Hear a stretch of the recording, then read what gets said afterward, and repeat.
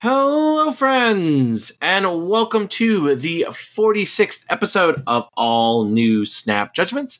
As always, I'm Roy Rogers, and joining me today is my friend and yours, the one and only Aaron, CEO of Snap Judgments Podcast LLC.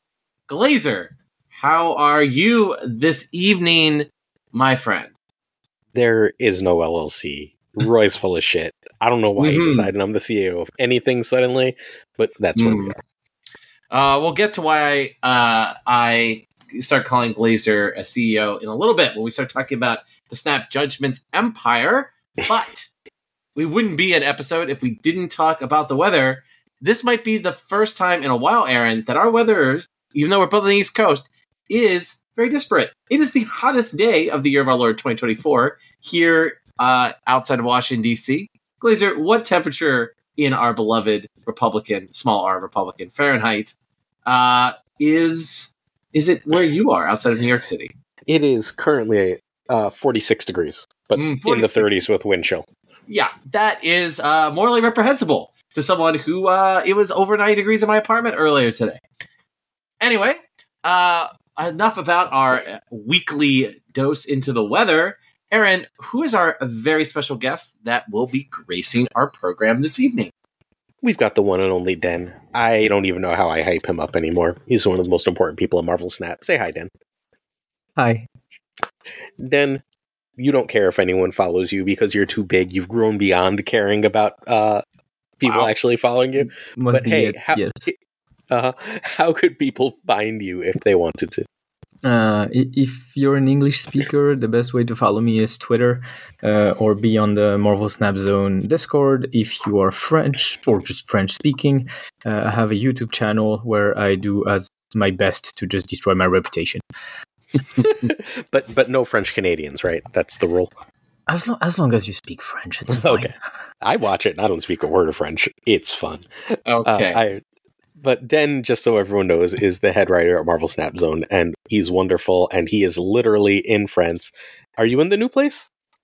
Not yet, working on but okay. All the paperwork has been done. So oh my God. The new place is happening 100%, but so, we get the keys in about 2 months from now.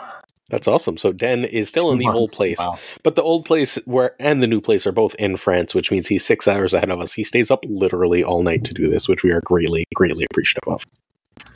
I'm having fun every single time. And nice. This time, it seems like we're going to have even more fun than usual. Yeah, we're going to drive Roy crazy because he's off work this week.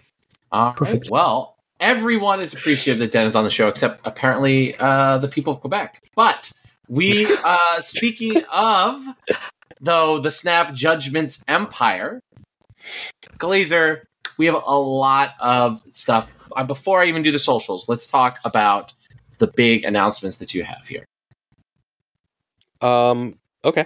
So because you have all these slides, right? Yeah. Look, I thought you were going to do all the socials. I'm going to do the socials after this. All right. So, you can win a season pass by commenting on this video and any video from Wednesday's video to tomorrow, Sunday's video.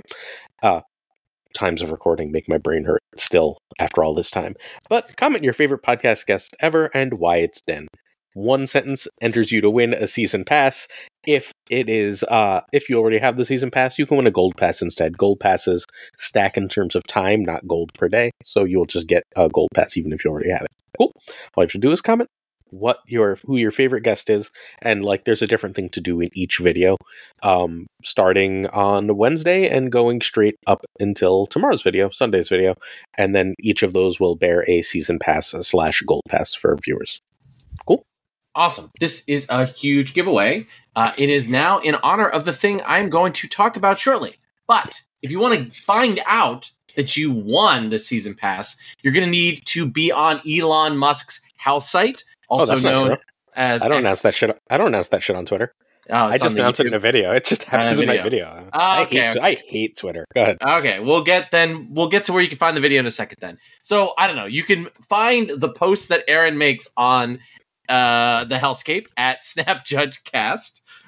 We are extremely proud to be the official podcasting partner of Marvel Snap Zone, where our wonderful guest Den is the head writer.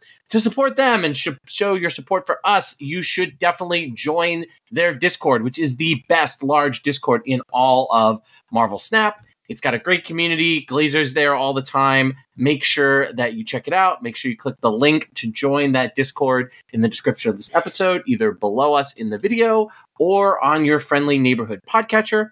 Our email, aka the repository of kick spam and or the snail mail of the internet. I haven't checked our email in weeks. Well, if you too want your email to go unread and unanswered, I really hope there's something hilariously important for Glazer in there, is snapjudgmentspodcast@gmail.com. Again, if you want your email ignored by the one, the only, Aaron, CEO there is an email I want to reply to, but Judgments it's only LLC Glazer, you can find that at snapjudgmentspodcast@gmail.com. And last but not least is our YouTube, where 6 out of the 7 days a week, you can find Aaron providing snap takes, including while he is recovering from appendix surgery, is our YouTube again, which is Snap Judgments Pod. And again, Snap Judgments Pod on YouTube. Aaron, if our loyal listeners were to become our loyal viewers, what would they find on the YouTube right now? 10,000 subscriber specials, tons of giveaways, and for a couple days, both Wednesday and Thursday of last week, we did 4 new deck a week days. We've got like a ridiculous amount of decks. And we also I don't know how this happened, except that I'm, I guess, largely a crazy person, but like a bunch of people near the top of the meta, just like I'll wake up and be like, oh, that's a message from a random person. They'll be like, hi, here's a screenshot showing that I'm one of the top 5 players right now. Here's the deck I use. No, I'm not a content creator. And then I featured those decks. So I've got top of the meta decks like left and right, which is pretty cool. That is really awesome. I mean, if you want to stay on top of the metagame, Snap Takes from Glazer 6 out of 7 days a week is the place to be.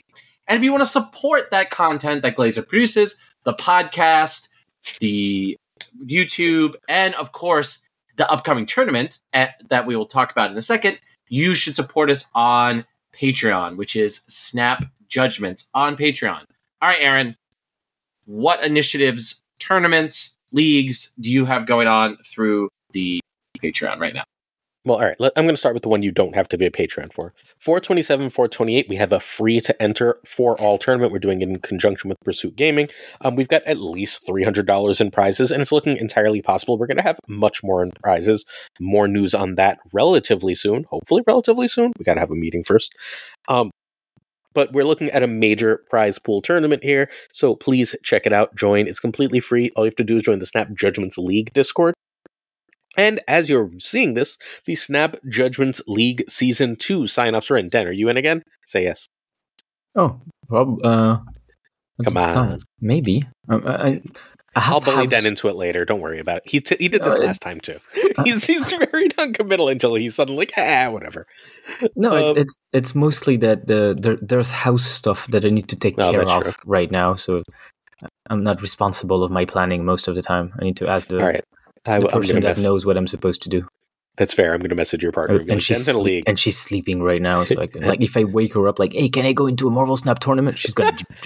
It's not going to work. And then we have to like do international like police visits. We don't need any of that. Either way, it's one game a week, just like before. But we are doing basically we're turning each pod into its own tournament with its own cut. So this way, people have more to play for after they lost their first game. There's a whole bunch more announcements that we'll have going forward. But Snap Judgments League signups are now. That is for as most tournaments, except for that one big Grand Prix. Part of the $1 Patreon tier. As long as you're part of the $1 tier, you have access to all of our other tournaments. In addition, we do regular. We're looking at doing them about 2 or 3 times a week. We already do it 2 or 3 times a week, but like a little inconsistent at the times. We do King of the Hill tournaments, which are just like quick elimination tournaments that you can participate for. They're completely free and they're pretty cool. Just if you like competitive Marvel Snap, the Discord is a place for you. But also, Roy and I recorded a hour-and-a-half podcast this afternoon discussing Drew Barry's video about Drew Barry released a video, said, is Marvel Snap still fun? And we talked about it a lot.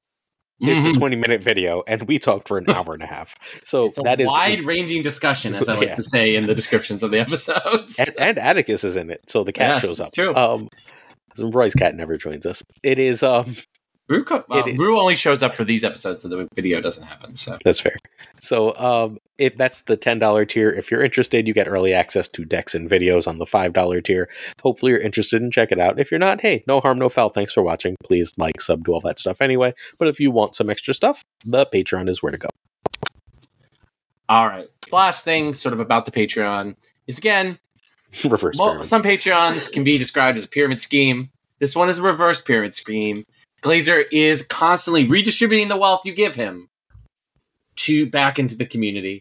Just like the card of the week, Red Guardian, the Captain America of the Soviet Union. Did you like that? How did that make sense? Yes! I win, yes. An amazing, amazing transition by me. A+, patting myself on the back. I'm done. All right, so Red Guardian is a 3/3 Series 5. That means 6k tokens. What does your 6k tokens buy you? It buys you an ongoing. Afflict, the lowest power card. This is an on reveal, Aaron. Why does it say ongoing? Because I typed it wrong. Okay. I'm like, wait a minute. I'm pretty sure this is an on reveal. I'm going to fix that on my other slide. All right. On reveal, afflict the lowest power enemy card here with -2 power and remove its text. All right, Den. Offer us your official Marvel Snap Zone head writer opinion on this card. I think if you like Silver Surfer, it's probably a card you want. And if you don't like Silver Surfer, it's probably a card you want just for choice, but you can probably live without it because you only have 12 cards in your deck and eventually you have to make a choice. I like to have, personally, I like to have these kind of cards in my collection because I like to be able to adapt and go against certain decks. But I don't think it's absolutely necessary to have Red Guardian. There are tons of options in Marvel Snap, so it's one of them. I think this should have been released into Series 3 or Series 2. I hate that this kind of card is Series 5. Like, at worst, Series 4. But a tech card should be available to as many people as humanly possible for exactly the reasons Den just said.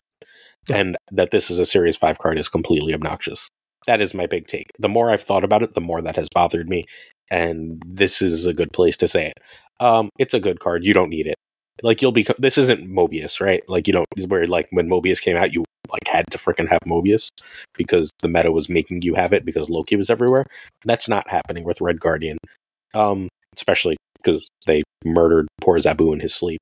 But, like, he's a fine card. He's a good card. He's a tech card. He's not Shang-Chi. He's not Mobius. He's the other tier of tech card, right? Because Shang and Mobius, like, basically any deck you have, you could just be like, this wants Shang or Mobius. Why the hell not? Most tech cards, you have to, like, actively choose for specific reasons. Think your Enchantress, your Rogue, your Cosmo, your Luke Cage. That's Red Guardian. And he's very good in that role. And he's fine. And so you should have him, but you also shouldn't have to pay the amount they're asking for him. Yeah, I definitely agree. I mean, this is something, a theme that we talk about in that Patreon exclusive episode. So if you want really detailed thoughts from Glazer and I about the Marvel Snap economy's current state, you can definitely do that. I think that this should have just been released like Mobius. I think this is a card that should be ubiquitous because it's interesting and answers some cards that haven't really been answerable before. One of the things I really like about, like, watching people play Red Guardian, because I'm not spending my tokens or opening for him. Sadly, it just doesn't fit where my economy is right now. But is that his floor is, like, a lot higher than a lot of the other tech cards. Because there's some matchups where, like, Shang-Chi just doesn't do anything. Like, their opponent is more playing a really traditional mid-range game. Or, you know, the one location where they play is, like, is the sort of Cosmo location, right? And you just can't really do anything. Same with Mobius. Like, I think Mobius really has an even, like, lower floor than Shang-Chi does. Because sometimes there's just some decks don't play around with costs and he doesn't do anything. So this card, like, always does something. It doesn't necessarily do a lot, but it always does something. And that, I think, is a really cool tech design. And I really hope that we get future tech cards we get are in the vein of Red Guardian. But definitely, if you could somehow get this card incidentally, I would definitely suggest getting it. When it becomes Series 4, I would highly recommend getting this card. but I don't think it's worth 6K tokens right now, particularly with how tight the economy is for non-whales. Oh, and if you don't have Lady Deathstrike, and what's the other one? I own the other one. High Evolutionary. The other one is really important. So if you don't own that, then maybe this is worth opening for. If you don't have those, go for it. Is Deathstrike really worth it? Like, I like her, but like... I don't have her, but I'm not opening for this. I think Lady Deathstrike is at her best in the current metagame. I mean, she kills Iron Man. She kills Dracula. She kills a lot of good things in the current metagame, so... She's good with Red Guardian. She is good with Red Guardian. Because Red Guardian can lower something to 3. Yeah, but then she kills him, too. Yeah. So, yeah. Look, I don't know. She's fine. She's got a couple good homes. I'm happy that the home that I predicted for her happened. So, like, I'll like Lady Deathstrike now because I was right. And as everyone knows, the long-time listeners know, that's the most important thing. I was right that Lady Deathstrike would go in a Nihilist decks. Everyone was like, what do you do with her now? I was like, oh, she's a Nihilist. She's a Nihilist card. And, like, I got that immediately, and I'm very happy. Also, that new variant is phenomenal. It's true. We're all very happy for Glazer. Den... Yes. What do you think of the other cards of this month so far? Last week's bangers of Baron Zemo and Red Hulk. I'm in love with Baron Zemo. Like, it's exactly the kind of card I wanted because it's the kind of ability I love, and it's not broken. I think if Baron Zemo was broken, it would be a problem for the game, like more than broken proactive cards. But I think where he is, he's extremely rewarding in certain matchups, and if you work for it, and he's extremely bad if you just slam it on turn 3 and hope he's going to be good. And I love these kind of cards. As for Red Hulk, I think one day he's only going to gain 3, and he'll probably be deserved. I still think that it's going to be 6-9 or 6-8 before they get there. Or that. Yeah, I think they try and keep the ceiling and lower the floor. That's what they usually do first, and then when that fails, they'll actually do what they should do, and that'll be the +3. My Red Hulk thought is largely, can you believe it's only been a week? Doesn't it feel like this card has been terrorizing us for weeks now, months now? It's just a week. Oh, you're right. Yeah. It feels like it really does feel like a long time. It's almost 2 weeks. I'm truly going to say this. I feel like the first full week, like that. Like 2 weeks between the end of March and the beginning of April was one of the longest periods in human history. Like, I feel like time slowed to a crawl. It truly was crazy, March. Right? I'm not crazy. There's not another card this season yet, right? No, it's just Baron Zemo and Red Hulk released together. And then this week is Red Guardian. Well, because right? Like, didn't the season go a little long because of... No, yeah, but that doesn't make Red Hulk having been out longer. It just feels like that card is like 6 years old, and it's been out for a week and a half. It's in every deck, which is probably why. Yeah, it's been out for 10 days exactly. Yeah, that's wild. Yeah, it became just the 6 cost that whenever you don't have a natural 6 cost in your synergy, you play Red Hulk. What Eliath was and what Blob was, right? Like, it's the same card. It's easier to retreat against, I guess. Although is it easier to retreat against than Eliath? That's complicated. Eliath was always very easy to retreat against. Zemo is a super duper home run. Friends, we are complete idiots. I knew Why? This U.S. agent is a Oh card my God. that's released. Oh yeah, that card. It's been out for 2 weeks. Forgot. Thank God. We None of us forgot about that. I was like, wait a minute. I was like, wait, no, April was actually been 2 full weeks before this. I said it felt like 2 weeks, but I would have never guessed U.S. agent because I mean that. Who remembered? I have never seen that card in play. I play. I've seen it. It's fine. It's good in Ava's deck. It's not good in anything else, and it's okay in Woodward's deck. Like, it's a fine card. I don't want to talk about U.S. Agent. It's too, like, it's fine. If you have it, you will occasionally play it and get people, because no one fucking remembers that card exists. No one's playing around with U.S. Agent. But yeah, Zemo's a super duper home run. Yep, agreed. Like, he's just the perfectly designed card. We can move on. Until they put other recruit cards in there, and then all people are going to do is complain about that card. But let's move on, because we have a long I think it's actually 24. topic. So, Go ahead, Aaron. Lay it out. Oh, it actually might be 25 because I forgot Destroy. All right, we aren't doing anything cool here. There's nothing like new or fancy. We're going to look at 25 fucking decks and then rank them. We're only ranking 10. We're not actually ranking all 25. So if it doesn't beat the like 10th best deck once we have 10, it just gets eliminated. I think it's 25 decks because I threw a Sarah deck in there last minute because I thought I wanted to show it to Den. And I forgot Destroy on the list I sent Den. And then I was like, wait, Destroy's a deck. Oh yeah, so we didn't have Destroy on the list. I think we just forgot it because like it's always there, and yeah, I don't see Destroy for shit anymore. But we'll get there. Ready? Any questions? Yeah. No, I mean, yeah, and just I feel like there's a lot of decks. Like I made the tier list today, and I think I had 19 decks in there. Yeah, it's a ridiculous meta. This is our first deck. This is Zun's Bounce. There are a million versions of these. This is just the version I like. So. Den, I know, is a big fan of running Valkyrie in there. We are not counting a Nihilus and Darkhawk bounce because a Nihilus and Darkhawk are in a deck that is a Nihilus Darkhawk deck that sometimes runs bounce and sometimes doesn't. Make sense? Makes sense. So this is our first deck. We don't actually have to take a look at it. For anyone who's wondering, this is the basic Hitmonkey Beast bounce.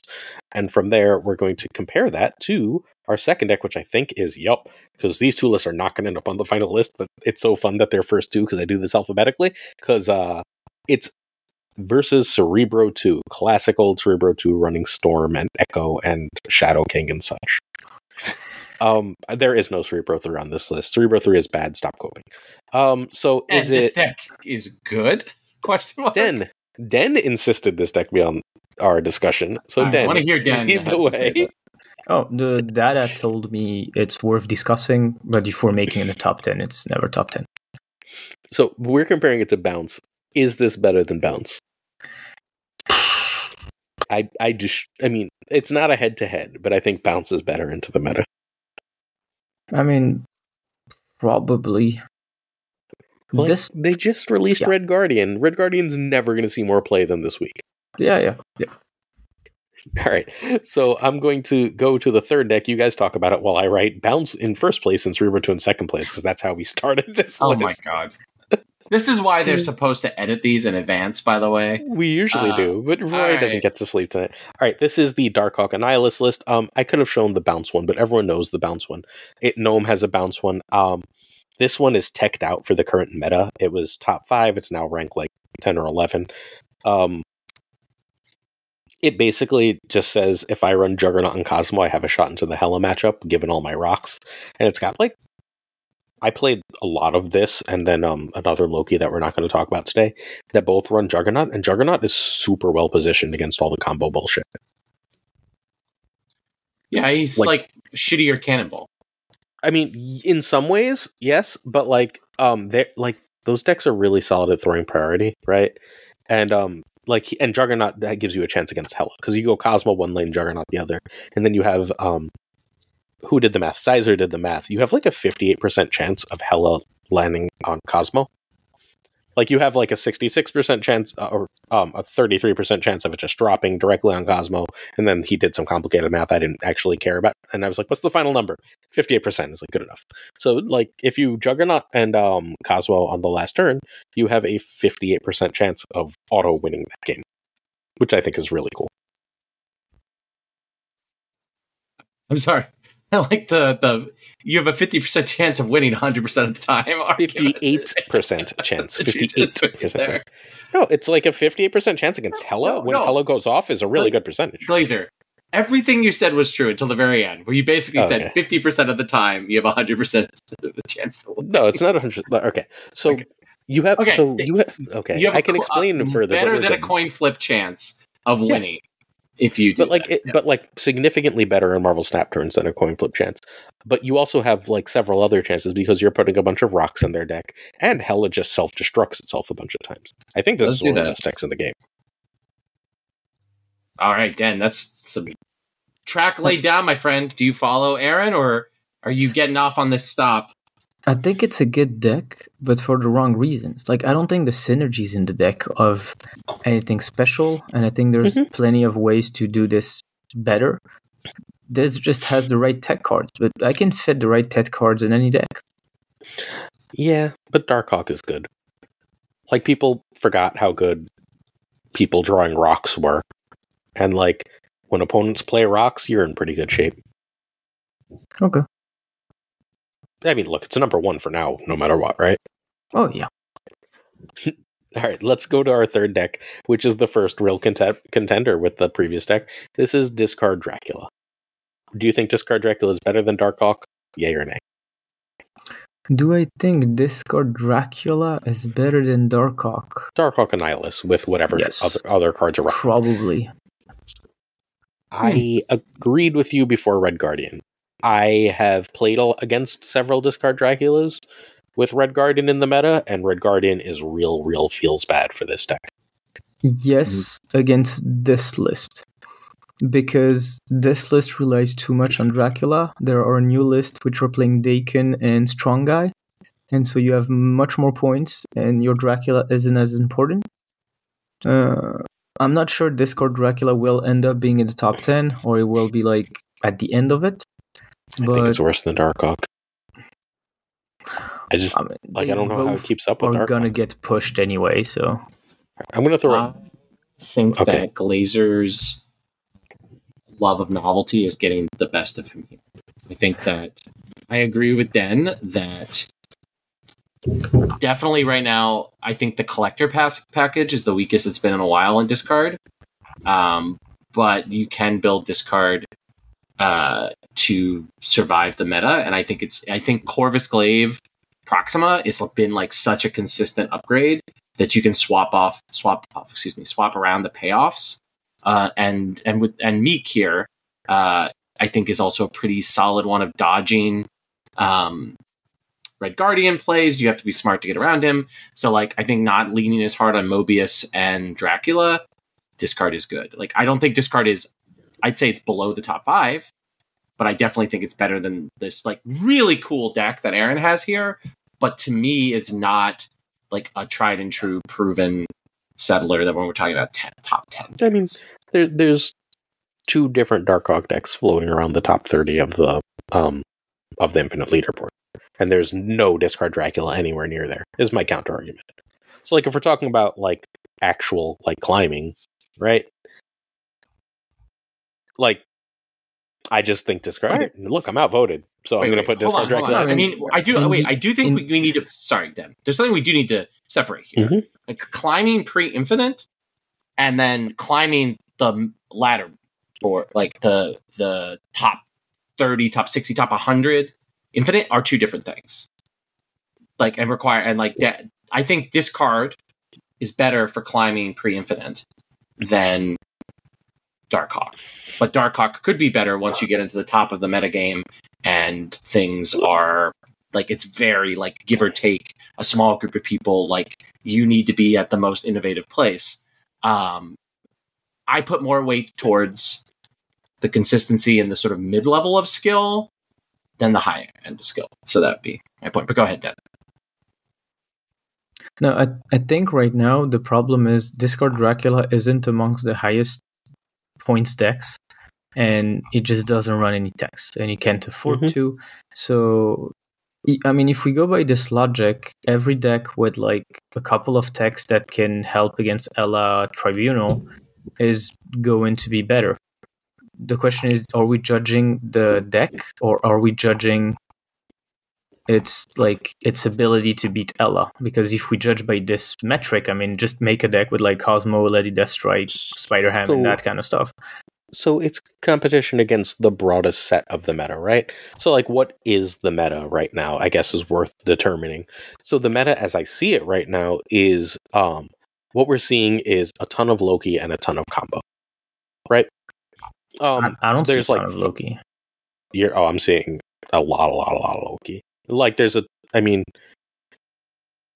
again, I'm talking top 10,000 infinite to literally number 1 infinite. Anything lower than that, I don't super pay a ton of attention to, and I pay a lot of attention to 90 to 100 on the infinite climb, because that land gets bot free around this time, so it's also really good data. And what I'm largely seeing is Loki decks, and then like different variations of combo decks as best performers. Are you seeing something different? I'm seeing mostly Ella decks, and junk and decks trying to beat it. Okay. So I think junk is good against Hela, and that's why it's seeing play. So I'm seeing a lot of negative bullshit, like a lot of different types of negative bullshit, a lot of different types of tribunal and ongoing bullshit, just different ways to put a ton of power out. And I think that, like, because discard Dracula just dies to that, I've mentally discounted the deck, which apparently you guys haven't. And that's fine. We're allowed to disagree. It's just, it can't go big. Like, it still loses enough to stuff like Loki now, that now has a good tech card that it runs against it. That lowers it to me, and that it just can't compete with the combo stuff. Like, it's a straight auto loss to basically any of the combo decks that do anything is worrisome to me. Yeah, I agree. This is why I think, like, it's not worth fighting that much, because both decks probably get pushed out of top 10 eventually in the discussion. So I don't think I agree, but that's fine. I think Darkhawk has a good match into the Hela, and straight up, whatever version usually beats the other decks, because, like, again, rocks in the deck are just a nightmare. All right, Destroy. Destroy is really bad right now. Well, Destroy is really bad if you don't play Lady Deathstrike, yes.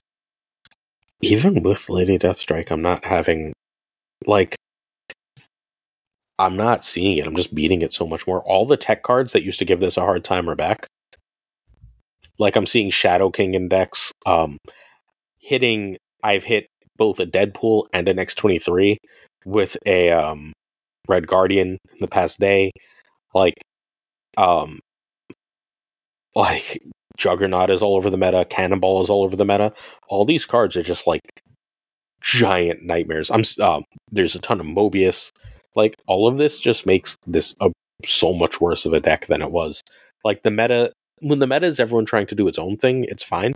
But the only decks trying to do their own thing are these giant freaking combo decks right now. And they go bigger than Destroy most of the time anyway. So I agree with the analysis, but I think it's not complete. First, if you play Lady Deathstrike, you can kill Iron Man and actually beat Tribunal. Second, Junk is gaining a ton of momentum as a counter to these decks, and Destroy literally eats Junk for breakfast, lunch, and dinner. Yeah. I think a lot of what this analysis is going to be tapered by is I think Destroy is Junk is like a tier 3 deck, and it seems like it's a very popular deck. I just, like, people keep asking me. All right, a question I've answered a lot in videos lately is people like, how do I counter the mill and Junk meta? And I'm like, I don't know. I just beat it with everything I play. Like, I'm not worried about it. Yeah, because you don't play the meta; you play whatever you want. Yeah, that's true. You don't play combo, Glazer. I don't very play often. Like, sometimes you play it a little bit, but like, yeah, you don't play combo. And Junk is very good in a negative, to a less, like, particularly I think a negative dominated situation. And Cannonball has only helped the Junk decks against combo. Well, but Cannonball is so good against Destroy. Like, so good against Destroy. It can be, yeah. It can be. I think, to me, Destroy is best, like, in a Thanos meta, where there's like, it's a mid-range. Like, this is kind of like a high synergy, almost combo deck. It's like a combo mid-range deck where, like, its numbers aren't huge and it's high, but it's high synergy and it can pop off and just do, like, we've all done the Deadpool thing, right? Where you have like 230, Deadpools or whatever, right? But it really does struggle against negative, and it does really struggle against Tribunal, because without, that's correct. Like, I think you do need to run Lady Deathstrike, but I think Lady Deathstrike, I mean, it's like cutting some cards that, like, lower Shang-Chi, right? Yeah, it's like cutting Shang-Chi, which, like, one of the things that's kind of like bad, like, that makes it bad against some of the mid-range decks, and so I think Destroy's just awkwardly positioned right now, and I think it's awkwardly positioned even in the lower tiers, because the lower tiers are full of, like, combo nonsense too. And so I think that this deck might be the worst it's been in a while. But I think if we swing back into a mid-range direction with some of the cards that are coming next month, we could definitely see Destroy come back strong. I think this is the third best deck we've talked about. Yes, because we're just arbitrarily doing these in alphabetical order. So yes. So you would I would rank Destroy ahead of Discard Dracula personally, but really, it's just so Discard Dracula. I guess it has to be ahead of Discard Dracula. Discard Dracula doesn't put up enough points, right? Is the real issue, and this can at least put up enough points. This is just so vulnerable. I would be very surprised if any of these lists, if we're going to put this in number 1, I'm going to be very surprised if any of these lists end up making the top 10. Okay, let's keep going. Red Evo. I don't think this is a real list right now, but I think it's worth knowing that it exists. It is the basically evolution of Inchinaut that says, I don't care about version, this is just a version I grabbed, that basically says we run Red Hulk instead of Infinaut in the evolutionary package, and we run Hope Summers. Thoughts on it? I think this deck needs Pixie to compete in the current metagame, because if you're just trying to do the normal thing, you're too predictable and too easy to counter. And you basically auto lose to any Tribunal deck. Yeah. So I think you need Pixie, and even with Pixie, I'm not really like, I don't know. I mean, the term that comes is like, I'm not interested in that currently. I don't see it much. It doesn't impact my game at all. Like, I basically don't think about it. Yeah, it's better than Bounce. Probably, yes. The reason Bounce and Evolutionary are on here is because they're meta staples, and it's worth having like keeping up with where the meta staples are. Yeah, it's still super popular in the scrub ranks. Let me tell you, like it's because Evo just came out in Spotlights again. Yeah, and also just Red Hulk is, I think, just like a huge upgrade for this deck. Not having to always like, I think Infinaut ended up being just like an awkwardly positioned card, and Red Hulk to me is just like a strict upgrade. So, and a lot of people bought that in the Scrabble ranks. Let me tell you. Hella Tribunal. It sounds like Den likes this more than I do. I don't like it. I hate it, and I want it canceled from Marvel. Wait, do you think it's good? Because I don't think it's good, I think is what I'm saying. I think currently it's the best deck in the game. Really? Because, like, how much Cannonball are you seeing? Because, like, I'm seeing Cannonball or Juggernaut in fucking everything, and they destroy this list. I'm not seeing that many Cannonball. Really? I'm seeing so much more Cannonball. I mean, look, it's easily number 1 right now. I'm seeing much more of Ella Tribunal than I'm seeing Cannonball. Like, I agree, the deck isn't difficult to counter, and if you want to beat it, it's very simple to beat it. But at the same time, the reality is the deck is putting up absurd cube averages currently. Yeah, I'm going to argue that that's a function of, like, players not paying attention. Like, I don't think that it has any staying power, and I don't think it's going to end up number 1. It'll end up in the top 10, but I don't think it's going to end up number 1. Like, I do agree with you. I think whenever a Tribunal deck is number 1, it's a community problem. It's not a balance problem. But right now... Well, I don't think this is the best Tribunal deck. That's really what... There's one I'm going to put over, and I'm pretty sure you don't have it on the list. So it's going to be pretty cool. Oh, okay. I'm just slightly confused about, like, why this version versus like other Tribunal decks is. They're all going to be top 10. We've got 3 Tribunal decks at least to talk about. Because to me, this is the most inconsistent version of both Hela and Tribunal. Like, I think it has the highest ceiling, but like this deck just like both Hela and Tribunal can just like fart all over itself and do nothing sometimes. But like, I think this is asking you to just like do that twice more likely, because it's like a higher synergy. If the opponent doesn't interrupt, you get your combo off. You get one of your 2 combos off like 100% of games. The opponent has to disrupt you. Crystal and Magic mean you're going to get that shit off. The amazing amount of lack of fucking counters to Limbo I've seen in the meta is driving me slowly crazy. People, Legion and Scarlet Witch are gone. Throw a Scarlet Witch in your deck, please. I'm begging. Like, they're free cubes to be had. Yep. All right, let's keep going, because there's not like much analysis for this. Supergiant is good here, though. All right, this is the Pixie Junk deck. I believe this is this is the Spyro version, I believe. Oh no, I don't know if Spyro had Polaris. He might have had something else in that Polaris spot. Whatever. It's close enough to the Spyro version. This is the Pixie Junk deck. I love this deck. I think this is really good. It's the one that runs Lady Deathstrike with the Annihilus package, and then basically just says, sometimes I high roll with Pixie. Yeah. I think this is better than the last deck. I mean, Like if I had to pick, I would pick this deck over any Tribunal deck, except one maybe. But if I follow the data, Tribunal is slightly better. Well, but we do a tier list for data, so like this is opinion. I really matters. like this. Then like, which really do you think is one. better? Like, if you had to play one, or if you expected, like, because remember, we're not just talking. We're trying to encompass all things the game, right? So conquest matters, ladder matters, both levels of ladder matter, and so does like, let's say you were taking this to a tournament. Like, I don't think you could take that Hella Tribunal to conquest or a tournament or anything else.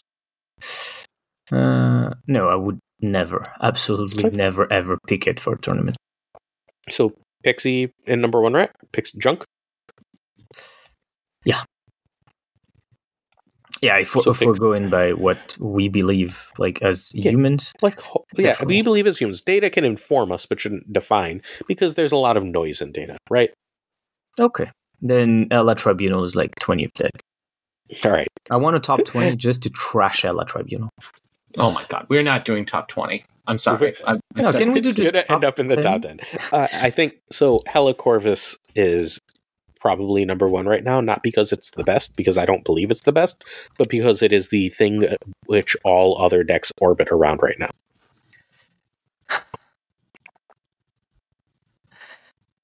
Oh my god, the discussions are going to be so... He's getting ready. Go ahead. The thing is, I think this deck is the most stable of the Ella decks, and it's much harder to disrupt. But at the same time, this deck auto loses to any living Tribunal deck. You just can't do anything against them.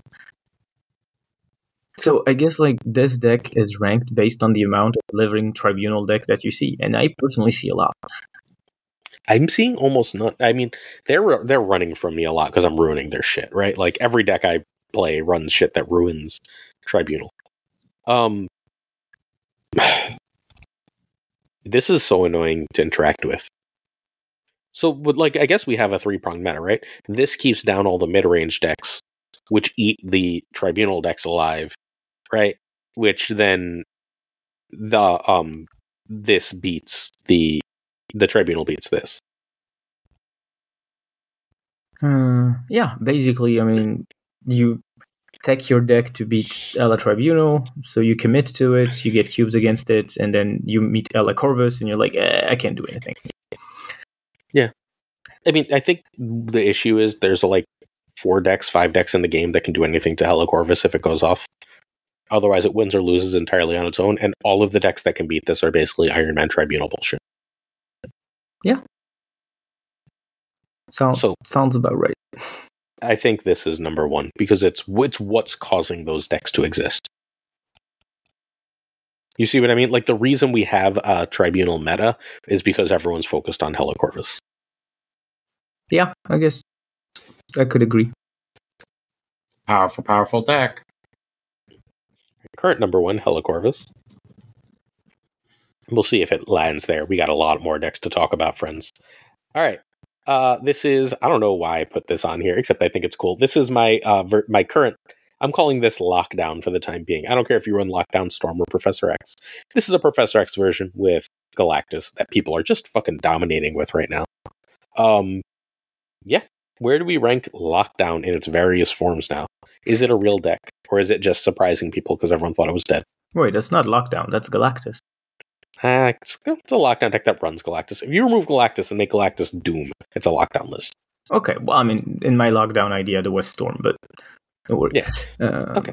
I think Professor X or Storm make a Lockdown list, right? If you, I don't really care. I also this is the first one I grabbed, so I was like, good enough. It was getting late. This was the last deck I had.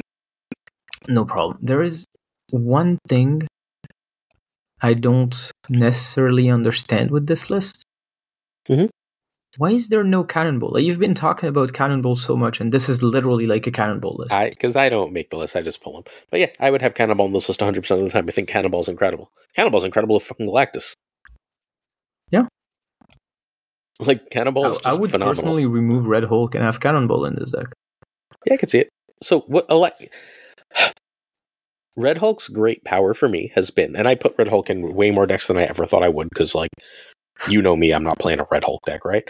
I put Red Hulk in decks because then when opponents stay in, I know that they think they can counter Red Hulk, and then I just play other stuff.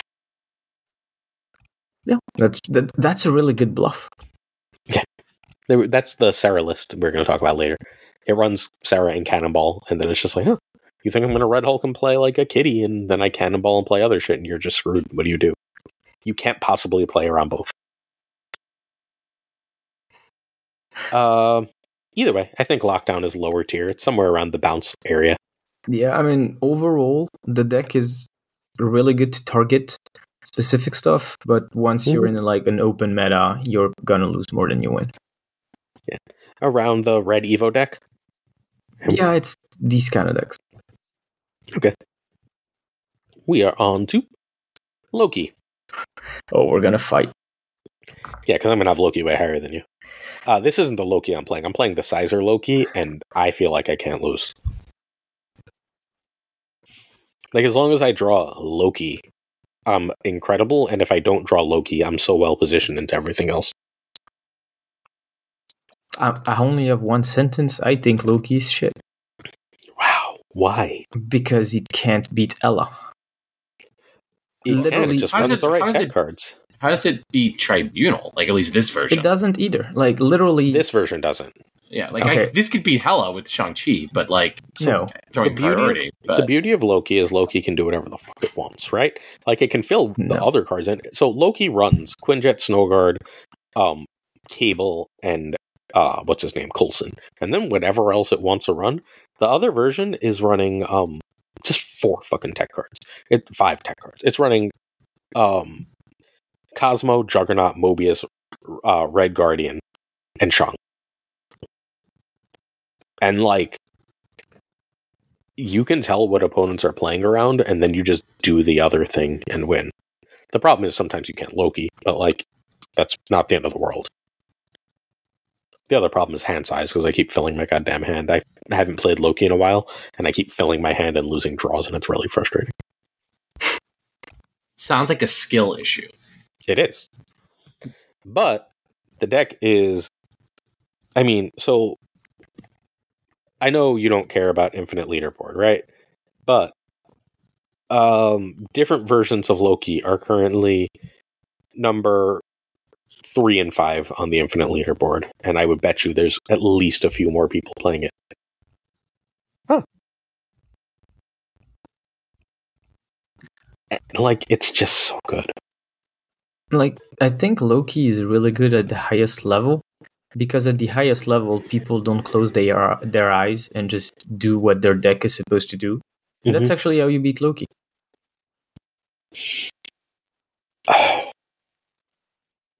So, my logic for Loki being really high, and I think Loki is probably the number 2 right now, is Loki can be built to do whatever you want. Loki eats mid-range and can run the tech to beat whatever else you want. Like, there are Loki decks that run Rogue. There are Loki decks that run Enchantress. Every Loki deck right now is running Red Guardian if you have Red Guardian in Loki, which beats Tribunal. Right? Like, you have free wins for you. The only thing it's bad against is Hela. The only bad matchup is Hela. And even then, like, if they don't do exactly the thing and you get Quinjet Loki, you're not in bad shape.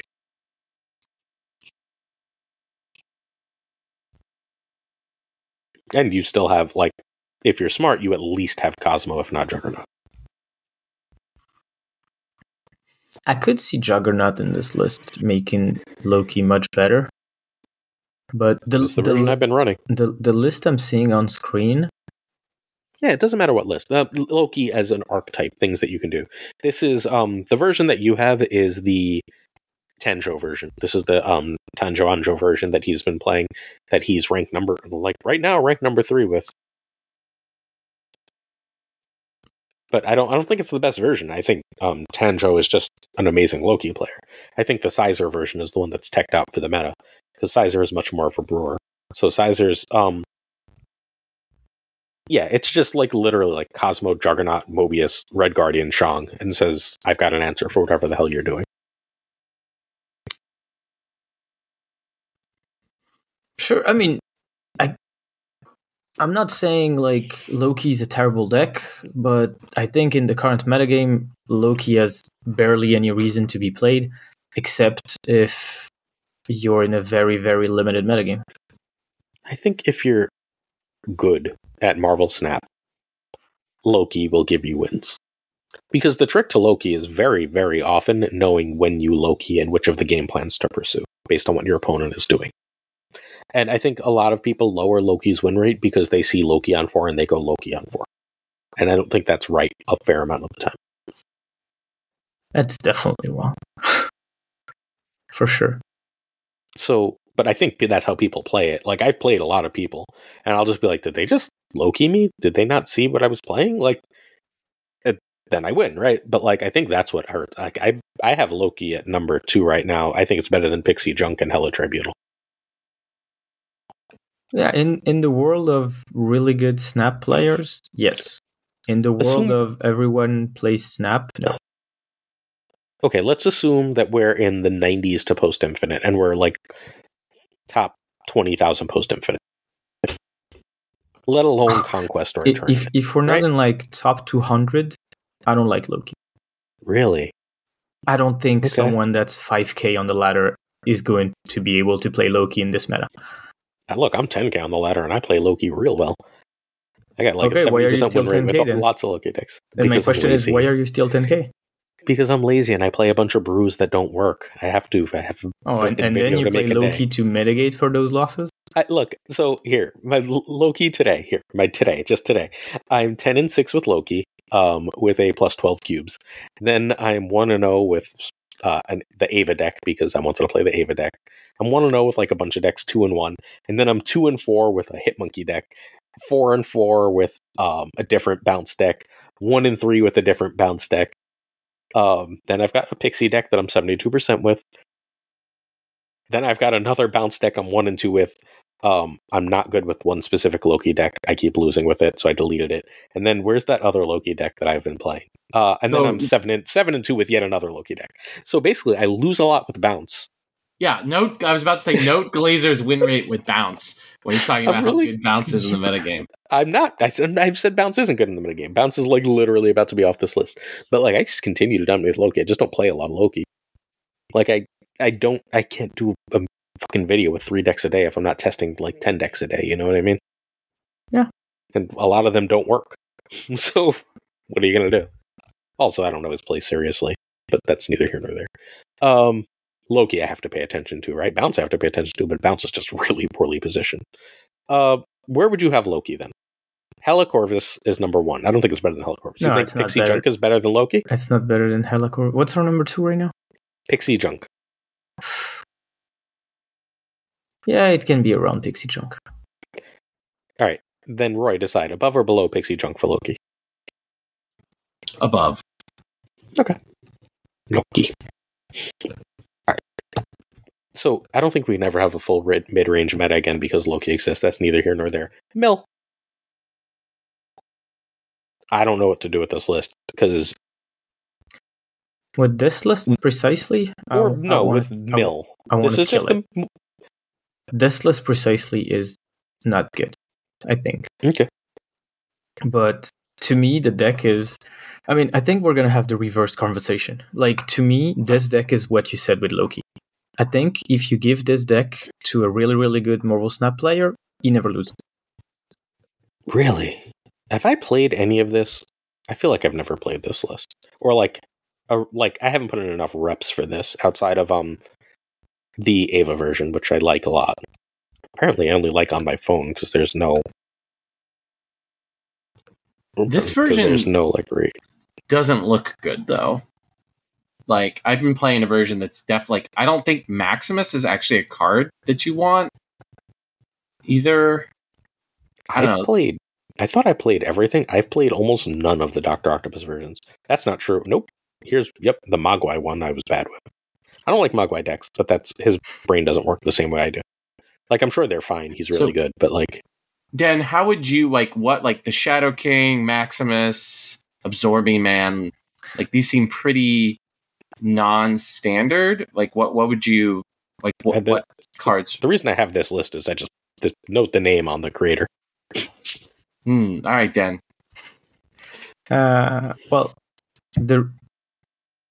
this list to me is like the reason why Zemo Mill doesn't excel is because people are stuck in trying to react constantly and just cancel their opposing game plan.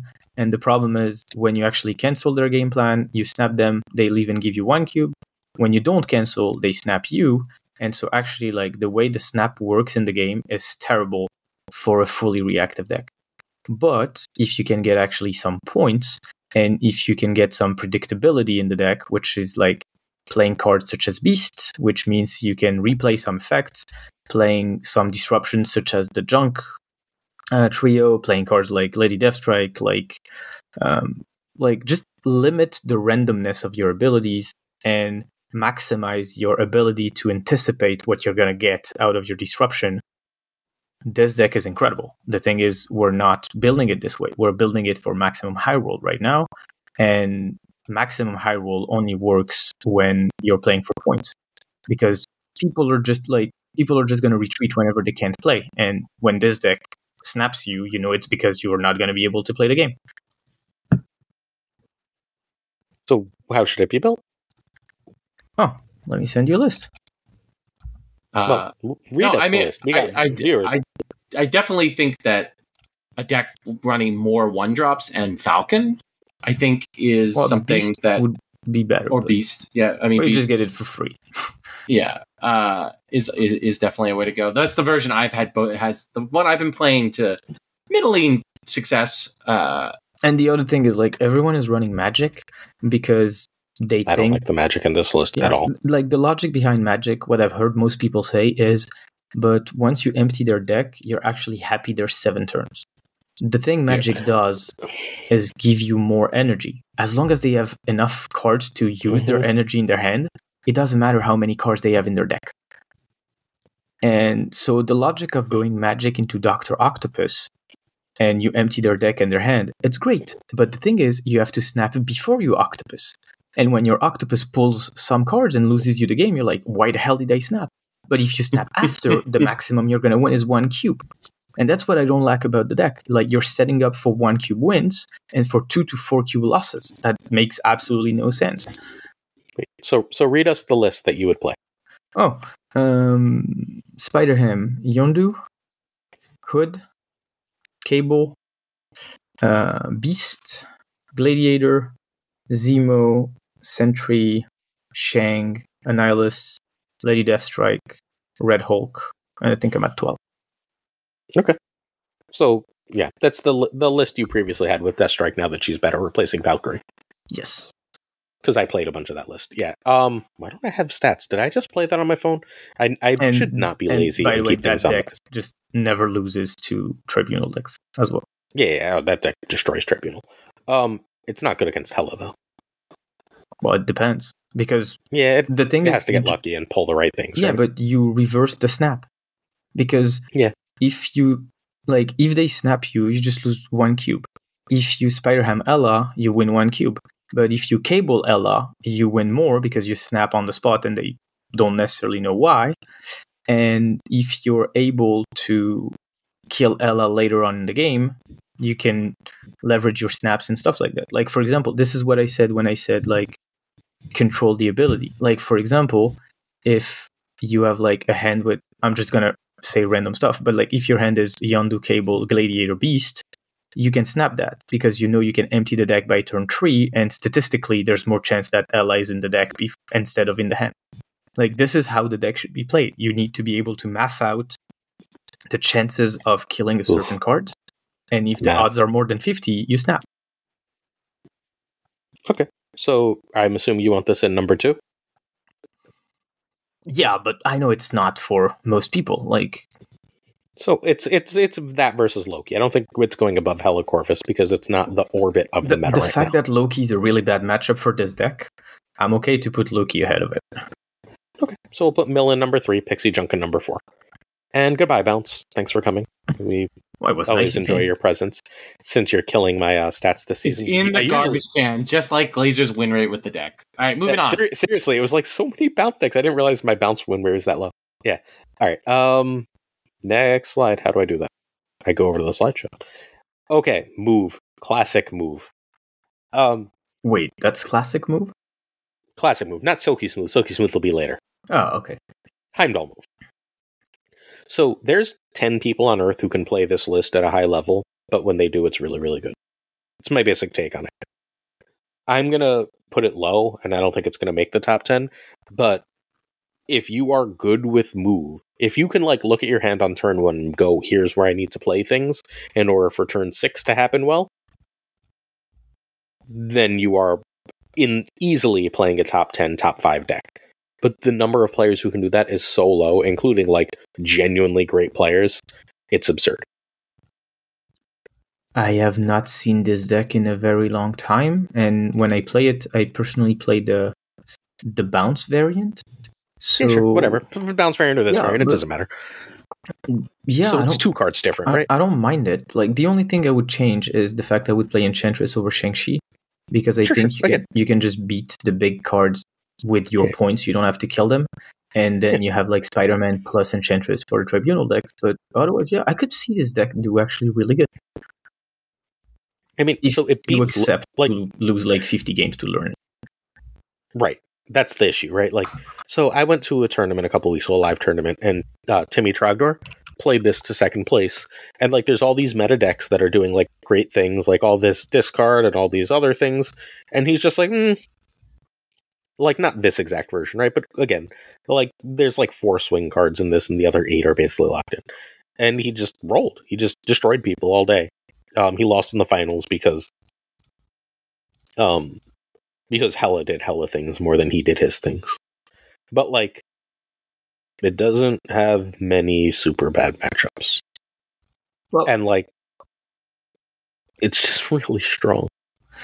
It has enough space to run 1 tech card. If you pick the right tech card for your meta, you're fine. Yeah, I agree. I think the ceiling in terms of points, like move is probably the highest ceiling synergy if we're just talking about like the big synergies in the game. I think it's the one that played perfectly can develop an amount of points that you're just going like, I'm not supposed to be able to beat that. So I definitely agree. If you are able to land like the right tech card in addition to it, you have a really good deck. And I think if we're rating potential, this deck has a shot at making it into top 10. If we're rating like reality, which is people miss the right cards, 99% of people need to put in 100 games and probably lose 75 of those in order to play this deck well. This deck is probably going to end up outside of top 5. But potential-wise, I think it has a lot of potential. And anyone who doesn't care about their number written on their screen and wants to learn Marvel Snap probably wants to play that type of deck once in their life because they're going to learn a ton. It's so hard to play. I love this list. Yes. So I played a lot. Like most of my series 2 was just move decks. I like move. I can't play like at a high level. This deck is so much harder to play. It's so much harder to play. It's absurd. It is one of the few decks. Like there's Bounce, and just decks that I like where I'm actually feeling like if I multitask, I'm just shooting myself in the foot. Well, I literally am always multitasking. I haven't played just Marvel Snap in like months at this point. Yeah, but these type of decks, you lose immediately. Yes, exactly. And so sometimes I'm playing the game and then I'm playing this and I'm like, no, I need to stop. Like I'm not good enough to multitask this one. And it's a good feeling sometimes. So, all right.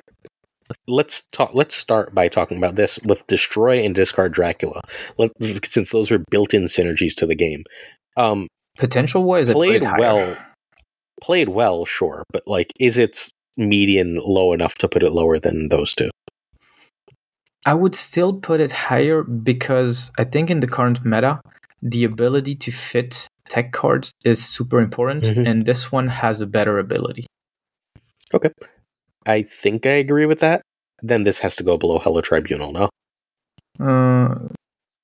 Yeah. Yeah, I think Okay. it's above like the fringe decks and right behind the deck that we're 100% on. Right. Agreed.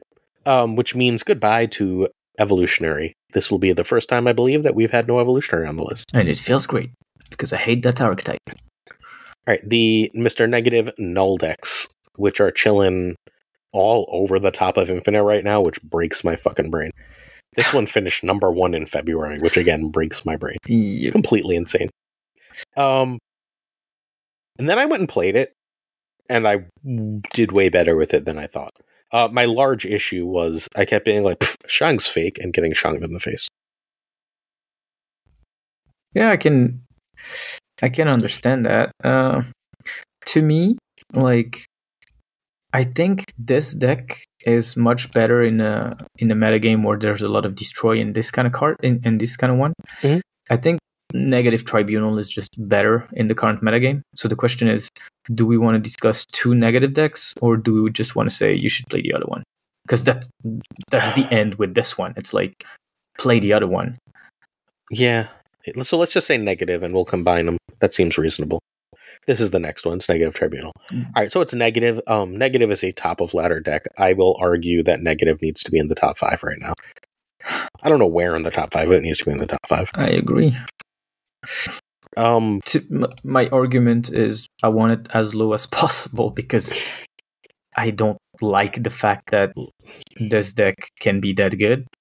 But that's so is behind Pixie Junk reasonable?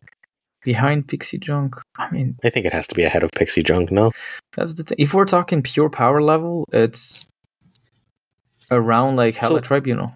Is Hella Tribunal? Sure, it's above Hella Tribunal, I think. The stats are saying Hella Tribunal is slightly better. Yeah, but if it's slightly, then I'm going to give credit to the better players. And the better players are playing the better deck and better MMR. Okay.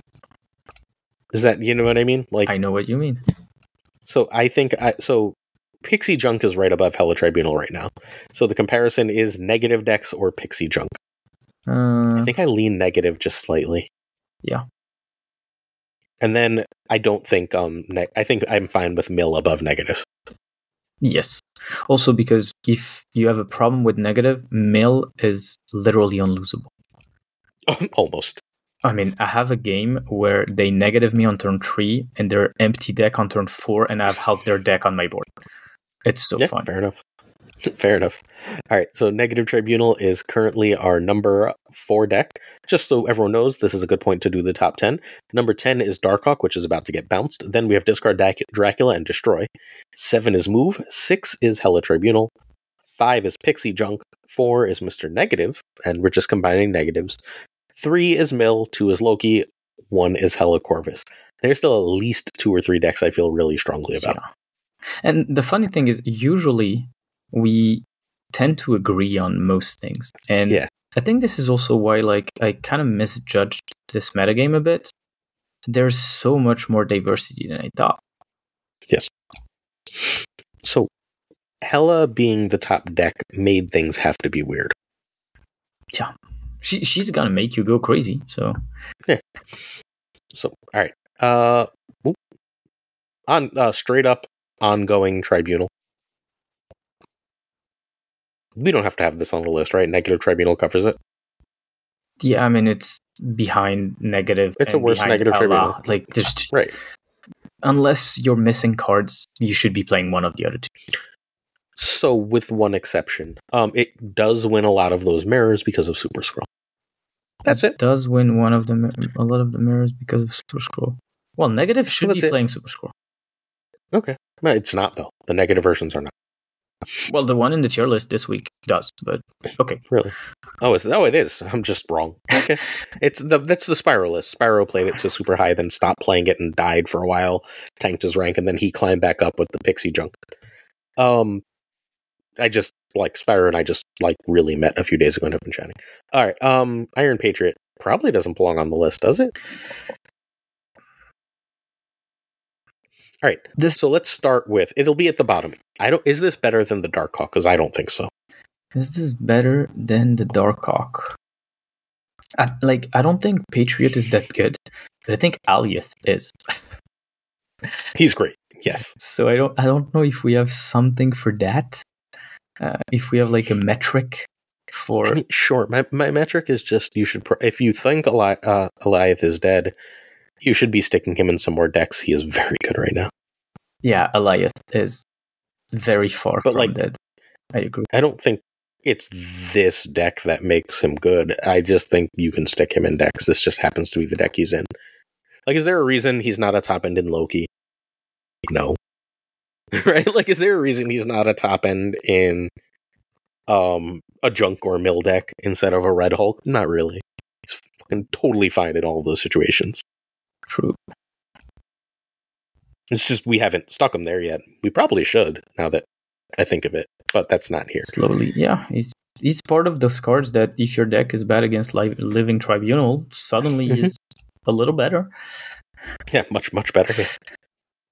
Like, the Tribunal last turn. Well, I have Prio, so fuck you. Yes. Or Onslaught last turn. It also shuts down that. It doesn't matter which of the two is last. It will shut down either. Yep. But yeah, I think Patriot is like around like 9 to 12, depending on your metagame and how much you enjoy the archetype. But in my list, it's not top 10. Is it top 10 currently? Is it a bet above Darkhawk, Discard Dracula, Destroy? I don't think so. It's in there. Like, I'll let you decide. Like, I think it's in that zone behind. Or, I'm gonna leave it off for the time being because I don't care about this list. And then we're gonna get to a list I'm gonna argue is not on it, even as much as I love it. It's Phoenix Force. All right. I don't care what version, Tribunal. I don't care if you're running Shang-Chi. There's 18 versions. This can't be on the list anymore, right? I think the Phoenix Tribunal. I don't know if you've seen it. Yeah. So it's the same deck, but Tribunal. Yeah, but no, it's not. So you haven't seen it. So you cut Shuri, Shang-Chi, Nimrod, and Arnim Zola, and you play Tribunal, Iron Man, Onslaught, and Cosmo. I have not seen that. That's absurd. And to me, it's the best deck in the game. All right. So it's like in the tier list, it was a silent performer, but highest cube rate in the game. Like, he was tied with Ella Tribunal for highest cube rate, but how would you beat that? That seems like nearly impossible to beat. Does it run Magic? No, right? No, it doesn't run Magic, but I can send you the list if you want. How does it get? Yeah, toss it to me on Discord. I'll read it to our viewers. Well, yeah. What is? Yeah, I want to hear this full list. Because, like, how is it getting out Ella Tribunal and Onslaught? There's no Ella. Not Ella. Onslaught, Iron Man, and Tribunal. It should only be able to play 2 of those cards. Well, in this list that you have on the screen, you cut Shuri, Shang-Chi, Nimrod, and Zola. So you have 4 here, slots. I'll just read it from the top. I got it. Okay. Oh, no, it has magic. Holy crap. It does have magic. So, yeah, it has to have magic. That's what I was missing. It has to have magic. Okay, so Human Torch and Nico are the ones. Oh, this is disgusting. This might be number 1. We can't put it number 1. It doesn't have the testing yet. But it'll be in the top. So, all right, fine. Phoenix Force is going to make the list. Human Torch and Nico. Then Carnage and Multiple Man. Cosmo and Venom. Sorry, Magic, Cosmo, Venom. Magic, I assume, is Cosmo's largely here to protect Limbo and protect you from Enchantress. Oh, it's also just because you can do the Cosmo, Iron Man, Onslaught, Tribunal thing. Yeah, Cosmo, Iron Man, Onslaught. Yeah. You can also just, like, leave your Human Torch in that lane if you go, like, the Human Torch Phoenix thing. Right? You have 7 turns, you end Human Torch in a Cosmo lane and then just drop Tribunal. Yep. Yeah, that sounds disgusting. And then you have Phoenix Force and Iron Lad. Iron Lad is basically your backup plan. Iron Man, Onslaught, and Tribunal. Yep. I don't have many games on it, but amazingly disgusting. I was shocked when I saw it doing research for tier list, and in the very, very limited testing I had, this is the best Tribunal list I've tested. Like, it's better than Hella or Negative, and if we're comparing it to Ella Corvus, if both decks draw what they want, Ella Corvus doesn't stand a chance. So I'm going to make an executive decision. It's going to be our number 5 deck for this tier list, and we're just not going to, because we don't have enough testing. I'm pretty sure it belongs on the list. I'm pretty sure it belongs on the top end. I don't know exactly where. We need numbers, right? We need some kind of data. What we need is Glazer's Sunday episode to tell us more, because I'm sure we just changed Glazer's plans here, Dan. Well, I don't know about Sunday, but yeah, we definitely change it. This is definitely the deck I'm playing on YouTube tomorrow. If anyone wants to see me like talk French, so it would have been in the past a bit. I think I'm doing a 4-deck video, and I'm doing this at the end of tomorrow's video or yesterday's video. As well, you can do 4 tribunal decks and just rank them. You have 4 tribunal decks now in a video. Well, no, I have my other decks. I've got tomorrow's video. I was kidding, but you could do like prepared. The judge video. I could. So, yeah, that's fun. Yeah, I've got a whole. Yeah, all right. Well, whatever. So yeah, this list is. We're gonna leave this list at number 5 for the time being. It's gonna stay at number 5. We're gonna move on. Cool. Sure. So whatever else happens around it, that will be our number 5 list. Everyone okay with that? Roy, no vetoes. All right, so this is the Sarah list I wanted to show you because it's been really good into the meta. Call Obsidian is straight up wrong. It should be something else. I don't really care what. I like Ms. Marvel, but there's a million options. Cosmo is fine. This list is really good. It beats 3/4 of the meta. Everything but Hela. Well, I'm gonna do exactly what you said for the previous deck, which is discovering. Well, this is a Sarah control actually. Yeah, it's a Sarah control list. Okay. Well, I have. Remember I said Red Hulk is a decoy. Yeah, I've only seen like bad Sarah controls this season, so I'm respectfully gonna trust you. So, can that null be Crossbones, Glazer? Cull? Yeah, Cull could be Crossbones. Cull should not be in this list. I'm convinced Cull is wrong. So Fazer ended up cutting Cull for Spider Woman because he got a Spider Bone variant he liked, and Spider Woman worked fine. It is a literal swing position. There's a reasonable argument. You know what I'm actually going to make it? Scarlet Witch. Okay. Well, if we want a card that's big and brings points, why don't we have Angela? We can add Angela. Sure. It's not my list, right? Angela's probably better than Maximus for this, but yeah. So you cut Maximus for Angela, cut Cull for I think this deck really, really doesn't want there to be 7 turns very badly. So I think it needs a magic type card. I do agree. That could also just replace Nico. I don't care. Nico's a nice card, but not an important one for this. It's all right. There's some changes I'd make. Whatever. I think this is the shell of the Sarah Miracle you want, though. I think you want a big thing in Sarah Miracle right now, something like Red Hulk, and you want them to have to decide whether they're playing around Red Hulk or they're playing around Shang-Chi or Enchantress or they're playing around Cannonball. And I have no idea how you play around all those things. There's just too many of them.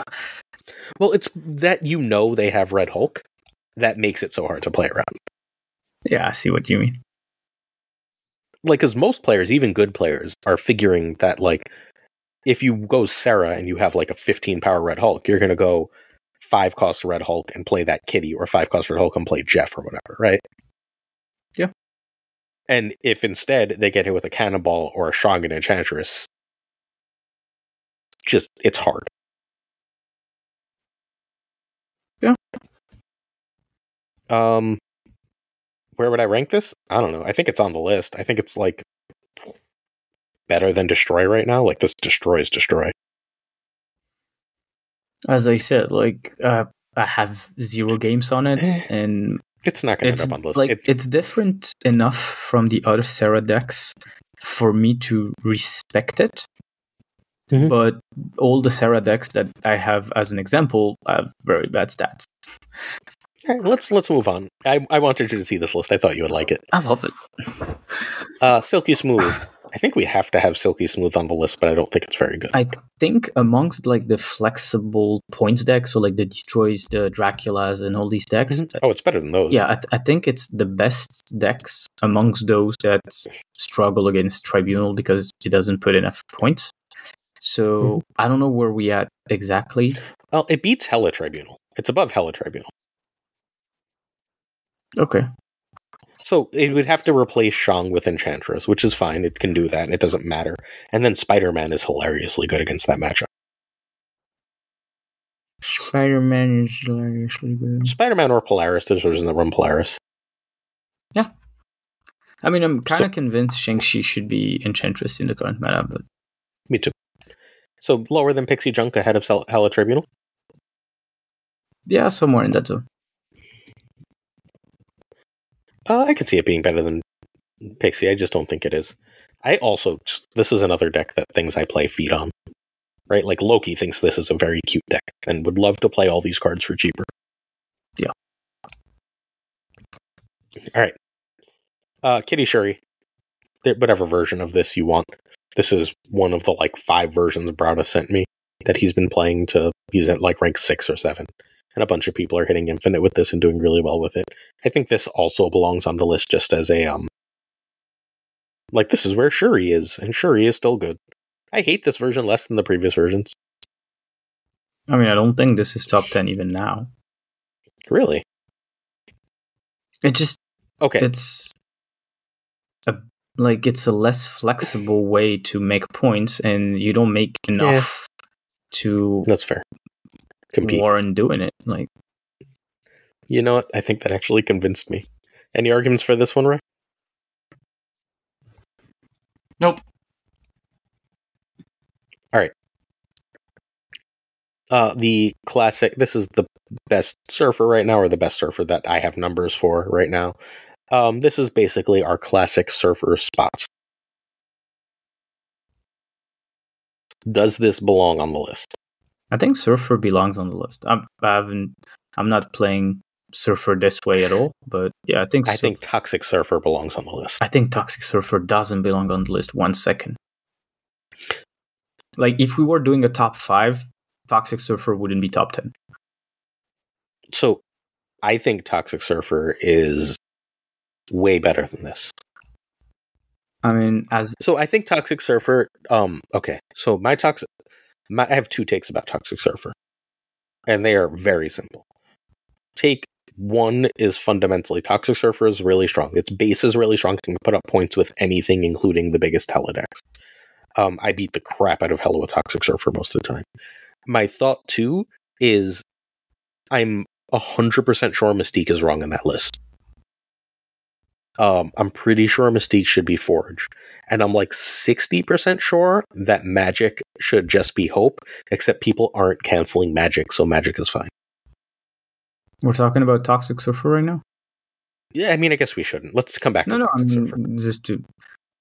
Yeah, that was my Toxic Surfer take. We're going to talk about that in like 2 decks. So where does this go right now? My problem with Toxic Surfer is just Azmat isn't good right now. You can run the high roll Surfer. Like, I would be fine with that. It's just I don't see the point of Azmat, Luke Cage in the current meta. They're a backup plan. They're not necessarily important in any way, shape, or form.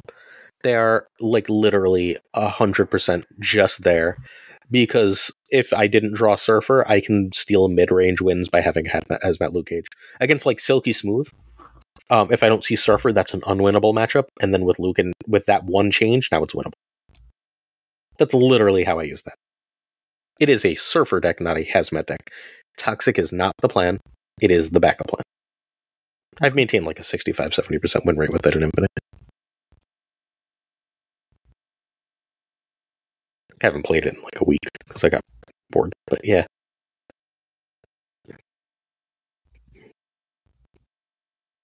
And as for Surfer itself, I mean, I think it's a good deck currently because it has like disruption and enough points to compete in a lot of scenarios. But at the same time, it's very easy to feel like you're helpless with it. Like, it's hard to describe Surfer, but like, it feels like you have a shot in most games, and at the same time, it feels like you're never going to win because other people feel like they're doing so many like crazy things compared to you. I think this is our current number 10 list below Move. Yeah, okay. But yeah, I think it's above the discard destroy stuff right now. Yeah, it's now gone. It is number 10. Move is 9, then Hella Tribunal is 8. Okay. All right. Let us go on to our first big fight. I think this should be in the top 5.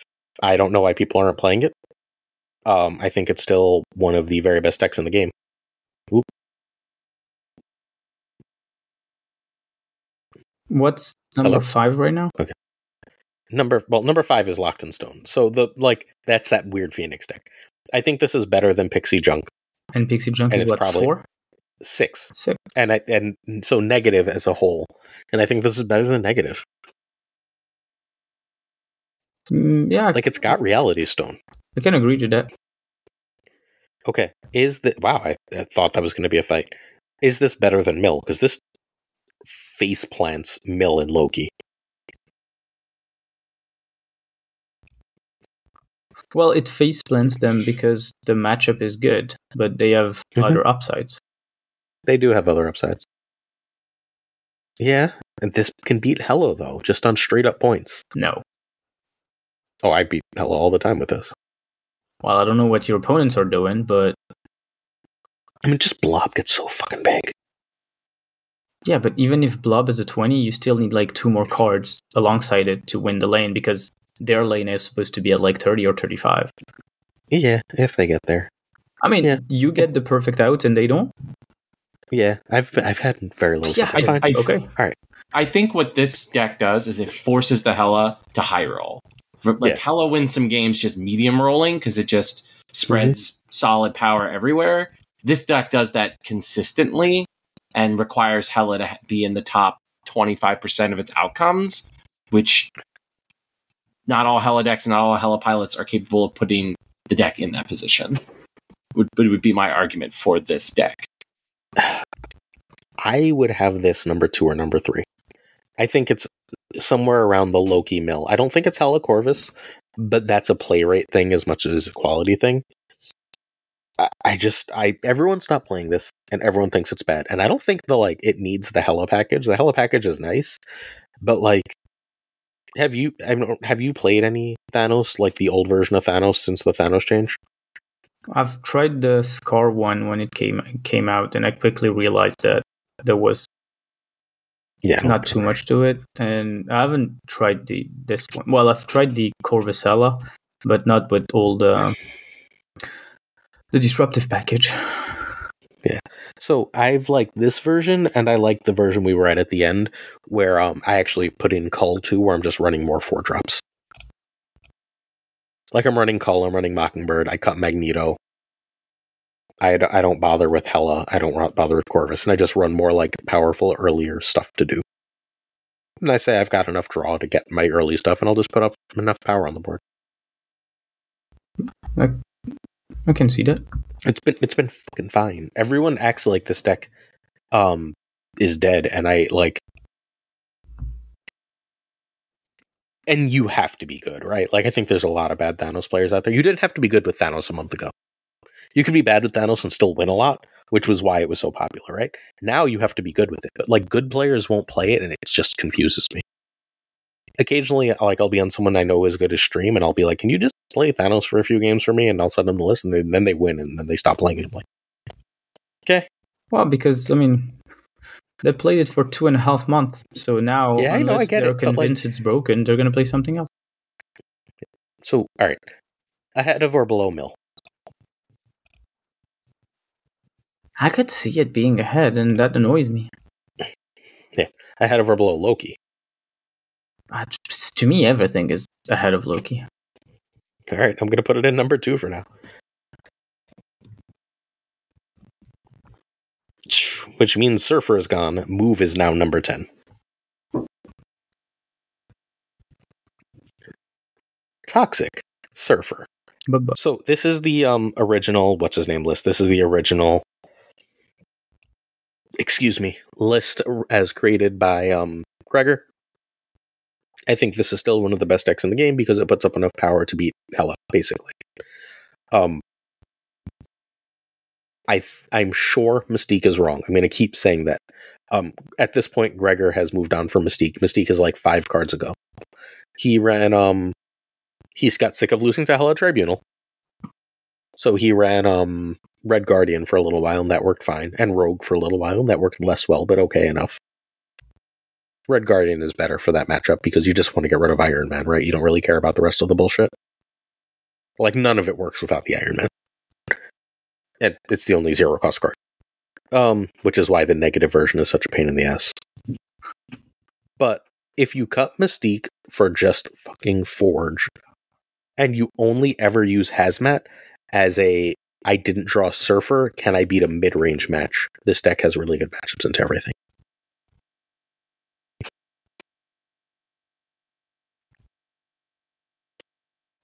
This deck is unbelievably popular in the scrub rounds. Like, I went a day where I played 15 matches, and about 7 of them were against this deck.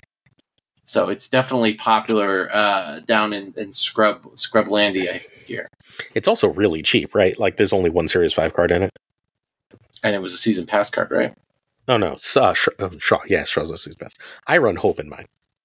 I cut Magic for Hope because I keep expecting people to cancel Limbo, and then no one runs anything to cancel Limbo, so Magic's probably better right now. Magic shouldn't be better, but Magic is better.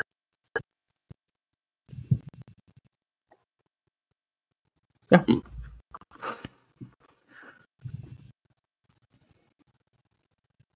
So, where are we on this?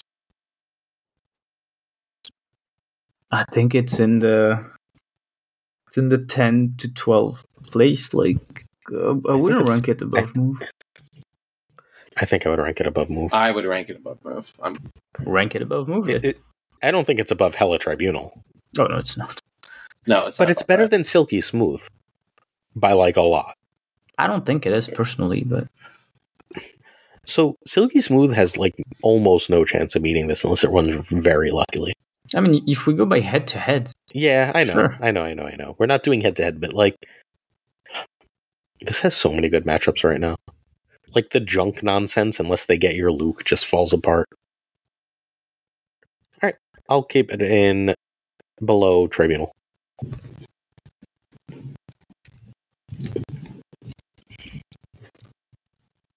Yeah, I would have this personally above Silky Smooth, which would put it in number 8 right now. Yeah, you're 2 against 1.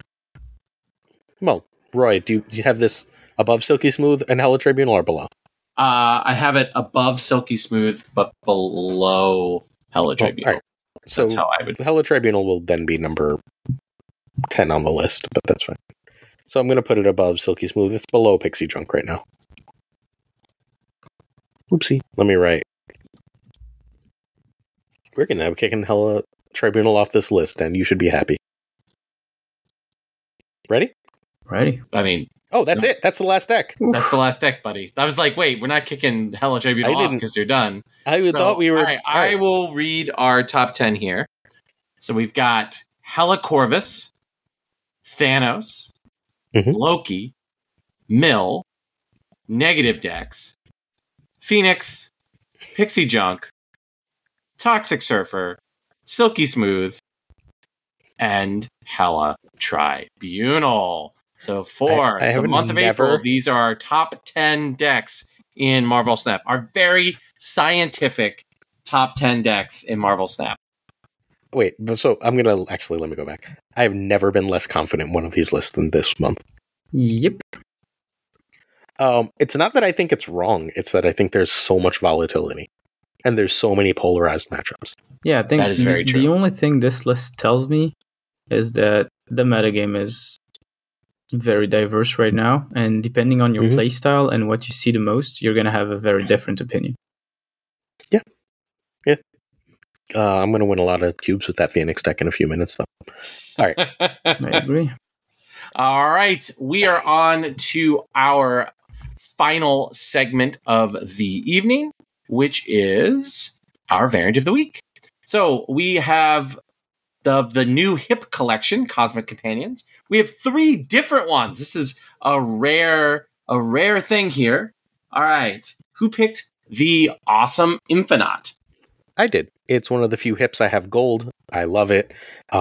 His head looks amazing. It was a toss-up between this and Tribunal, but honestly, I thought Roy would choose the Tribunal, so I picked this, because otherwise I was just flipping a coin, because those are my 2 favorites. I think this Infinite is one of the best variants in the game. It's a great one. Infinite has too many good variants for the quality of the character. But it makes Super Tech God happy. It does, and that does make me happy. Dan, why this Howard the Duck? Because it's duck. It has it has a tie. It looks very determined. That's why. That's completely fair.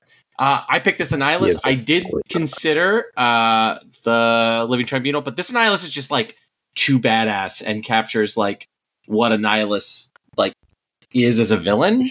Like it's just really good Dan Hip art, but it's also just really good Annihilus art, which doesn't always happen with these creators with strong styles. So I love it. I think I have this. I could be wrong, but if I don't, I'll definitely acquire it. I have all of these. Also, dear viewer, if you're not aware, it is currently, as you are watching this, Twitch drops, which is why, as far as we're aware, they're releasing that Darkhawk album, the Cosmic Companions album, yesterday as of the release, which means that if you bought that Darkhawk and you're like me and have all the other hips, you will have a new album complete. Congratulations, so I'm very excited. Congratulations from the past, future. You're both being congratulated in the past, and you're being congratulated in the future at the same time. It's the future. We are Schrodinger's podcast here of congratulating Aaron. All right, Aaron, time for my favorite segment of every single episode. Let's go. Certain tiers of support on our Patreon come with on-air thanks. This is the $10 tier where you get that exclusive podcast from Roy and I, so make sure you join, and then you can have your name read out next week and get a really long podcast that I had fun with. Me too. Abigail Giesland, Mandatory Burnout, Cables, David G. Wingfield, Direwolf, LAB, Fathor Newman. Go check him out, please. Good Dog Gamer, Inc., Jay Navarrete, J.D. McDonaldino. Check him out on Twitch. Caretix Lee, Koiray, Pyrophoros, The Goat Seeker, Denman Falcon. Check him on YouTube. Doku, Philip Rakovich, Haplo, Kenny Loggins of The Danger Zone, Rob Silverman, Juan Diego Lebed, The Bizza, X-Force V, Skippy G, Tommy Nyquist, Black Dahlia, The Great Kazoo, Jessica Gamble, Ryan Wood, Kev Sihota, Mod Supreme Models, Spectrumix, Hoot, Matt H, DJ Mikey Hijinks, No Flex, Ocularis, Craig Sterry, Pretty Chill, who is in fact that, Seamus, hello, Spike Jones, check him out on YouTube, although that's harder to find, Spike Jones Marvel Snap, Two Ties, The Pirate King Tucker, The Homie Min, and of course Gunny T, where the T stands for get on that Patreon, friends. Tournament? It stands for something different whenever the hell I want it to stand for something different. Okay. Oh, it's let's ignore that. He doesn't exist. Haha, there we go. All right, cool. So Gunny was on the last time Den was on, so it's got me in the slideshow. Glazer, we're just seeing Glazer's lazy slideshow making always creates trouble. Dan, just remind our loyal listeners and loyal viewers what they would find if they engage with your content. If you engage with my socials, you're going to get a Marvel Snap deck a day, most of the time one that is important to know about in the current metagame. If you read my articles, they're mostly metagame based because we have a great team of writers, so I unfortunately can't do as many articles as I wish, but you can check out everybody else's content, like Glazer is doing sleeper decks, Safety is doing new cards, Lauren is doing stats, Kiralas is doing bundles. Like everyone has kind of a specialty at this point. And then if you check me out on YouTube, you're going to see someone that is waking up, trying to play card games and look serious while he absolutely doesn't. All right. So here's why you should follow Den. Earlier today, Den is an extraordinarily busy person. I don't know how much you know this, but Den is like super busy. He's amazingly generous, though. There's a new content creator I'm on guest stream. It's as we're recording this, Guest is doing his big like streamathon thing. I don't know what they call it. whatever they call it, subathon. That's the word. Subathon, Aaron. Thank you. Sorry, jeez, I don't do Twitch as much. Whatever. So Den is doing his big, and someone's like, "Hey," and he's talking, and he's like, "No, this person in the chat is like, I'm trying to be a content creator." And he keeps asking for advice, and he's a French player, and he's just like, but he's like clearly stressed out, doesn't like. He's getting there, but he doesn't. He's brand freaking new, and he's like, "Do I do it in French or English?" And it's like, I was like, "Do you know Den?" He's like, "Yeah." I was like, he was like, "I'd love to know, get his perspective." I was like, "Maybe Den will be willing to help. Let me ask him." And Den was like, "Yeah, of course. Have him message me." Like, what are we supposed to answer otherwise? Like, so I answer yes too, but I don't know how many. I mean, you've been in plenty of card game spaces. For major content creators, that is not the norm. It's just not. They're not like, yeah, just DM me and I will help you like figure things out. Is not what big successful people do in many fields of life. And that your instinct is sure I will help someone is part of what sets Marvel's not part, but what sets you apart as a human being. And it's part of the reason I really, really hope people continue to support you and patronize your work, because you are so incredibly giving. I mean, that's, I think, how people get better. Just keep engaging with more people, keep learning new perspective, keep getting new stuff in your brain every single day. That's how you stay like sharp, and that's how you keep enjoying stuff. If you just have your own perspective, one day you're just bored of everything because you don't learn new things. I could not agree more. However, that is not the prevailing opinion. Well, the prevailing opinion is wrong, just like the decks we discussed today. The prevailing opinion is not an opinion I'm interested in learning from. All right, so that brings us to actually the end of this episode, where I get the distinct pleasure of thanking Den, who, yes, above and beyond, is our most frequent guest on this show. He permanently... France, like the United States, is a republic, so we don't believe in crowns. But if he, we know what the French do to those with crowns. Yes, if that was allowed in France, Den would have one. But Den, as always, thank you so much for joining us. I think you're supposed to trade your head or something in order to get the crowns. Like, it's not a good deal. It's not a good deal at all. But thank you for being. Well, having you on the show is a great deal each and every month. So we really appreciate it. I'm always having fun. I was like, I don't know. I'm always tired before we start, because we start at about like 2 a.m., 2:30. And then like we talk for like 2.5 hours. And then I'm tired after it. But during that time span, it's like my body's just like, nah, we're good. Don't worry about it. So I'm always having a great time. Awesome. We have a great time with you. It's true. It's true. And so do our loyal listeners and loyal viewers. Aaron, I appreciate you doing this episode each and every week with me, or the show each and every week with me. Peace and love, everybody. All right, quick content announcement that I may not be on next week's episode. It may be a Royless one. So for the Roy haters, happy Roy's birthday to you. And then for the folks who like me on the show, well, you can wish me a happy birthday in the comments section of next week's episode, because next Thursday, which is the day we record, is my birthday. So 50-50 if I'll be on. But either way, until then, friends, stay safe, make good choices, and keep on snapping.